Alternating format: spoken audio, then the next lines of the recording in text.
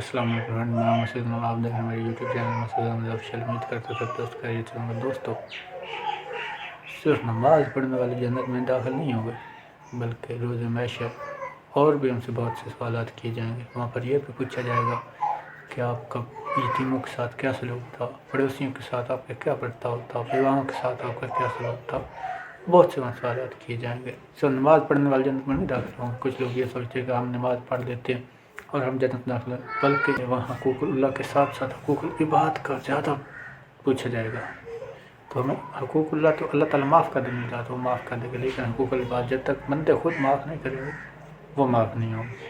تو مسجد میں سیمنٹ کی بوری دینے سے پہلے ہمیں سوچنا چاہیے کہ محلے میں آٹے کے لیے بوری لینے والے کتنے افراد موجود ہیں، کتنے افراد بھوکی وجہ سے نہیں سو پاتے، کتنے بچے ننگے ہیں جن کے بدن پر کپڑا نہیں ہے۔ تو یہ درباروں درگاہوں پر چادریں اور لنگر چڑھانے کے بجائے یہ چادریں آپ کی یا لنگر درباروں والوں کے پاس نہیں جاتی، نہ ہی ان کو ان کی ضرورت ہے، بلکہ یہ حکومت پاکستان کا ان کے لیے ایک علیحدہ محکمہ بنا ہوا ہے، محکمہ اوقاف کے نام سے جانا جاتا ہے۔ یہ آپ کے جو لنگر وغیرہ جو بھی آپ مطلب پیسے وغیرہ دیتے ہو، یہ حکومت کے خاطر میں جا رہا ہے، اور نہ ہی وہ ولیوں کو آپ کے پیسوں کی ضرورت ہے۔ اگر آپ ان کے لیے کچھ کرنا ہی ہے تو ان کے لیے آپ کچھ فاتحہ خوانی کریں، پڑھیں، قرآن پاک پڑھیں، درود السلام، ان کی روح کو وصال کریں، اور پیسوں کی ان کو نہیں ضرورت ہے۔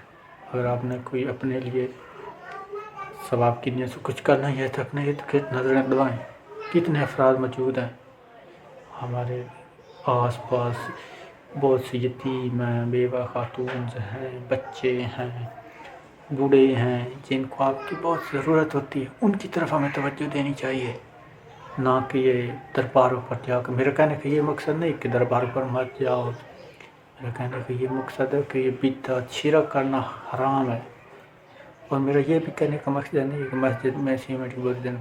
میرا یہ کہنے کا یہ مقصد ہے کہ جب آپ سیمنٹ کی بوری مسجد میں دینے جاتے ہو، اس سے پہلے نظریں دوڑاؤ کہ آٹے کی بوری لینے والے کتنے افراد موجود ہیں، کتنے افراد بھوک کی وجہ سے نہیں سو پاتے، کتنے افراد کو آپ کی ضرورت ہے۔ میں یہ کہہ رہا ہوں، تو ہمیں دوسروں پر رحم کرنا چاہیے۔ چھوٹے چھوٹے بچے ہمارے دیکھتے ہیں ننگے ہوتے ہیں پاؤں، آج کل کتنی سردی ہے، ہم دیکھتے ہیں کہ اکثر لوگ پاس کپڑا پہننے کے لیے نہیں، بچوں پر اب آٹے کے قلت ہے ملک میں۔